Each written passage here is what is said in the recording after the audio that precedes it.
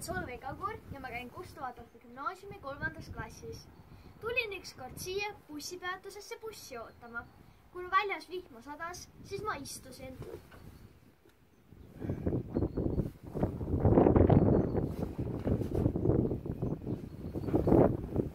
Olin juba päris kaua oodanud, kui buss lõpuks tuli, aga ta sõitis mööda.